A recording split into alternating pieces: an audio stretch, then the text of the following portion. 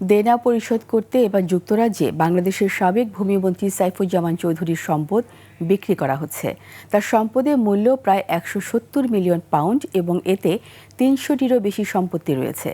যুক্তরাজ্যের সম্পদ ব্যবস্থাপনার প্রতিষ্ঠান গ্র্যান্ট থর্নটন সাইফুজ্জামানের সম্পদ বিক্রির দায়িত্ব পেয়েছে।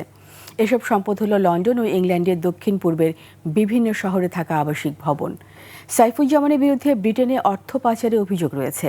এর আগে বিভিন্ন প্রতিবেদনে উঠে আসে তিনি সাবেক প্রধানমন্ত্রী শেখ হাসিনা ও তার ভাগ্নি টিউলিপ সিদ্দিকের যোগসাজশে এসব অবৈধ সম্পদ গড়েছেন। বিস্তারিত আফসানা নীলার ডেস্ক রিপোর্টে।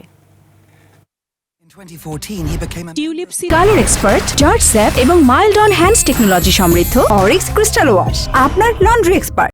সিদ্দিকের সাথে দুর্নীতি কেলেঙ্কারিতে জড়িত থাকার অভিযুক্ত বাংলাদেশের সাবেক ভূমিমন্ত্রী সাইফুজ্জামান চৌধুরীর সম্পদ নিয়ন্ত্রণে নিয়ে বিক্রি করতে যাচ্ছে যুক্তরাজ্য প্রশাসন। বাংলাদেশ অবৈধ সম্পদ অনুসন্ধান শুরুর পর যুক্তরাজ্যে সাইফুজ্জামানের সম্পদের প্রাচুর্যের বিষয় বের হয়ে আসে। দেশটিতে তার ৩ শতাধিক বাড়ি, ফ্ল্যাট ও অ্যাপার্টমেন্ট থাকার তথ্য উঠে আসে নানা প্রতিবেদনে। এসবের মূল্য প্রায় ১৭ কোটি পাউন্ড।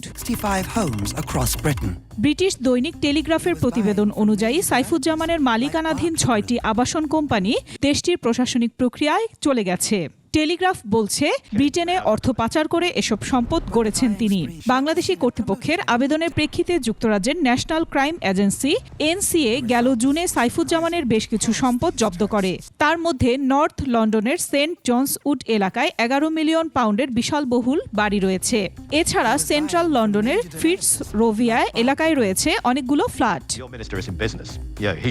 তবে সাবেক এই ভূমিমন্ত্রীর দাবি তিনি কোনো অপরাধ করেননি এবং বৈধ অর্থেই এসব সম্পদ কিনেছেন। তার বক্তব্য এটি রাজনৈতিক উদ্দেশ্যপ্রণোদিত হয়রানি।